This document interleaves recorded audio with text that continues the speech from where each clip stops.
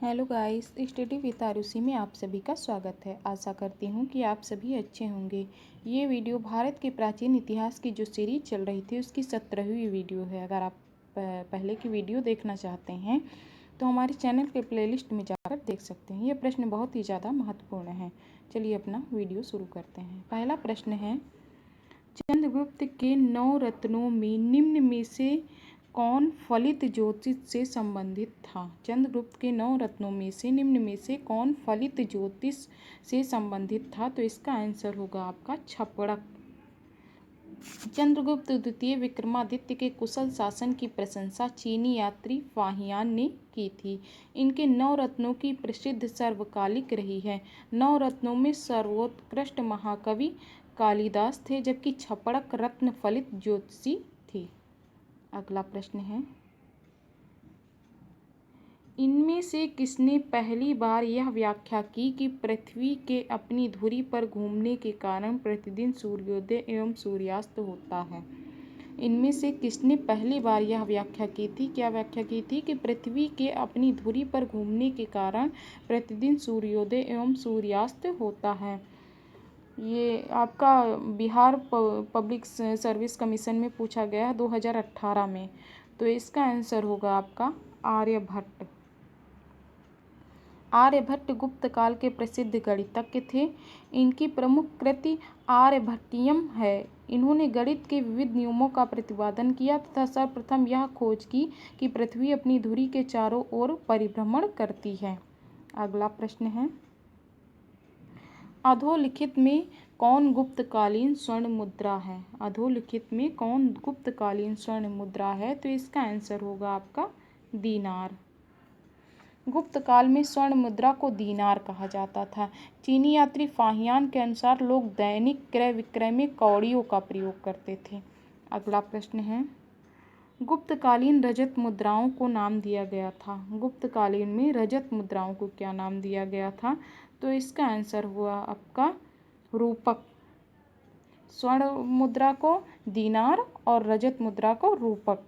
गुप्त शासकों के सिक्के उत्तर प्रदेश, बिहार, बंगाल, मध्य प्रदेश, राजस्थान और उड़ीसा में पाए गए हैं। सिक्कों का सबसे प्रसिद्ध प्राप्ति स्थल राजस्थान का भरतपुर है। इसके द्वारा जारी किए गए चांदी के सिक्के रूपक कहलाते थे तथा स्वर्ण मुद्राओं को दीनार कहा जाता था।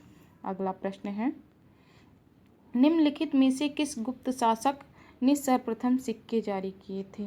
निम्नलिखित में से किस गुप्त शासक ने सर्वप्रथम सिक्के जारी किए थे? तो इसका आंसर हुआ आपका चंद्रगुप्त प्रथम ने। गुप्त शासकों में चंद्रगुप्त प्रथम द्वारा सर्वप्रथम सिक्के जारी किए गए थे। चंद्रगुप्त प्रथम के पूर्व के शासक श्रीगुप्त एवं घटोत्कच द्वारा सिक्के जारी करने का कोई साक्ष्य उपलब्ध नहीं है। समुद्रगुप्त द्वारा भी कई प्रकार के सिक्के जारी किए गए थे, परंतु इसका काल चंद्रगुप्त प्रथम के बाद का है। अगला प्रश्न है, सती प्रथा का प्रथम अभिलेख साक्ष्य प्राप्त हुआ है। सती प्रथा का प्रथम अभिलेख साक्ष्य प्राप्त हुआ है। तो इसका आंसर हुआ आपका एरण से। सती प्रथा का प्रथम अभिलेख साक्ष्य एरण से प्राप्त हुआ। यह अभिलेख 510 ईस्वी का है, जिसमें गोपराज नामक सेनापति की स्त्री के सती होने का उल्लेख है। अगला प्रश्न है, नगरों का क्रमिक पतन किस काल की एक महत्वपूर्ण विशेषता है? नगरों का क्रमिक पतन किस काल की एक महत्वपूर्ण विशेषता है? तो इसका आंसर होगा आपका गुप्त काल की। गुप्त काल में नगर क्रमिक पतन की ओर अग्रसर हुए। संपूर्ण गंगा घाटी में जो शहर पहले अत्यंत समृद्ध अवस्था में थे, उनमें से अधिकांश को गुप्त काल में या तो त्याग दिया गया या वहाँ के आवासन में पर्याप्त विघटन हुआ। पाटलिपुत्र जैसा प्रमुख नगर ह्वेनसांग के आगमन तक गांव बन गया तथा मथुरा जैसा नगर एवं कुम्हरार, सोनपुर, शाहगौरा उत्तर प्रदेश में गंगा घाटी के अनेक महत्वपूर्ण केंद्र इस काल में ह्रास के ही प्रमाण प्रस्तुत करते हैं। अगला प्रश्न है, किस शासक वंश ने मंदिरों एवं ब्राह्मणों को सबसे अधिक ग्राम अनुदान में दिया था? किस शासक वंश ने मंदिरों एवं ब्राह्मणों को सबसे अधिक ग्राम अनुदान में दिया था? तो इसका आंसर होगा आपका गुप्त वंश। गुप्त वंश के शासकों ने मंदिरों एवं ब्राह्मणों को सबसे अधिक ग्राम अनुदान में दिए थे। गुप्त लेखों में जिन भूमिदानों का उल्लेख किया गया है उससे स्पष्ट होता है कि भूमिदान के साथ साथ गांव की भूमि से उत्पन्न होने वाली आय भी ग्रहीता को सौंप दी जाती थी। अगला प्रश्न है, निम्न में से किस काल में स्त्रियों की पुरुषों से बराबरी थी? निम्न में से किस काल में स्त्रियों की पुरुषों से बराबरी थी? तो इसका आंसर होगा आपका इनमें से कोई नहीं।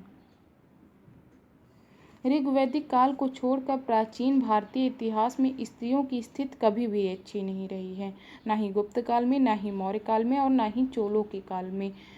ऋग्वैदिक काल में स्त्रियों को संपत्ति संबंधी अधिकार नहीं दिए गए थे।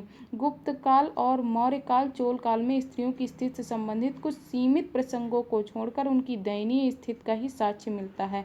अतः स्त्रियों की पुरुषों से बराबरी किसी भी काल में नहीं की जा सकती है। अगला प्रश्न है, गुप्त काल में भूमि राजस्व की दर क्या थी? गुप्त काल में भूमि राजस्व की दर क्या थी? तो इसका आंसर होगा आपका उपज का 6वां भाग। गुप्त काल में जो लोग राजकीय भूमि पर कृषि करते थे उनमें अपनी उपज का एक भाग राजा को कर के रूप में देना पड़ता था, जो सामान्यतः षष्ठांग तक होता था। गुप्त अभिलेखों में भूमि कर को उद्रंग तथा भाग कर कहा गया है। क्या कहा गया है? उद्रंग तथा भाग कर कहा गया है। अगला प्रश्न है, प्राचीन काल में किस वंश के शासन काल को स्वर्ण युग कहा जाता है?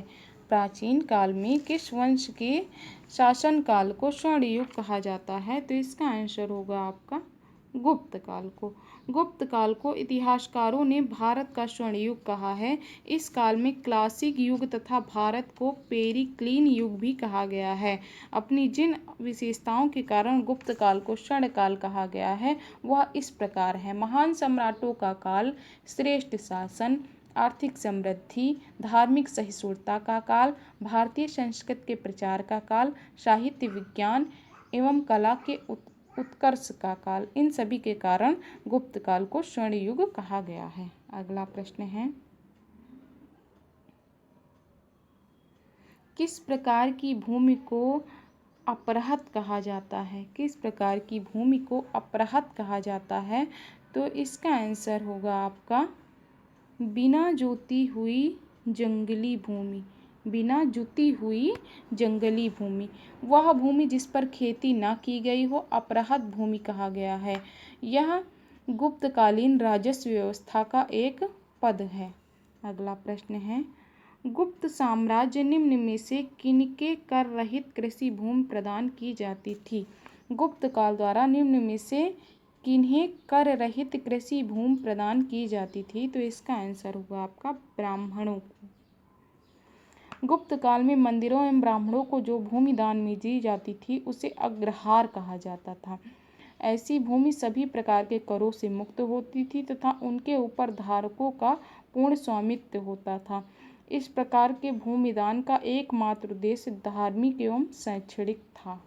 अगला प्रश्न है, प्राचीन काल में सिंचाई कर को कहते थे? प्राचीन काल में सिंचाई कर को क्या कहते थे?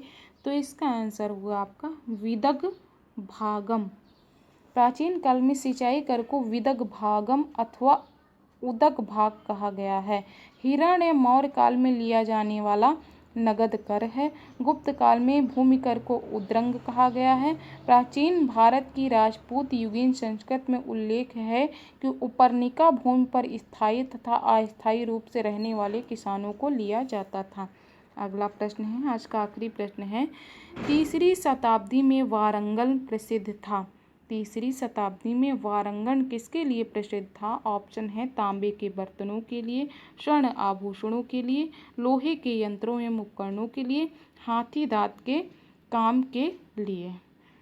इसका आंसर आप सभी को हमारे कमेंट बॉक्स में देना है। इसके पहले वाले वीडियो में आपसे प्रश्न पूछा गया था कि निम्नलिखित में से किसका प्राचीन भारत के आयुर्वेद शास्त्र से संबंध नहीं है? निम्नलिखित में से किसका प्राचीन भारत के आयुर्वेद शास्त्र से संबंध नहीं है? ऑप्शन थे आपके धन्वंतरी, भास्कराचार्य, चरक, सुश्रुत। तो इसका आंसर होगा आपका भास्कराचार्य। आज के लिए इतना ही। अगर आप सभी को मेरा वीडियो पसंद आया हो तो प्लीज़ मेरे चैनल को सब्सक्राइब करें, मेरी वीडियो को लाइक करें और ज़्यादा से ज़्यादा मात्रा में मेरी वीडियो को शेयर करें। मिलती हूँ अपने अगले वीडियो में, तब तक के लिए धन्यवाद।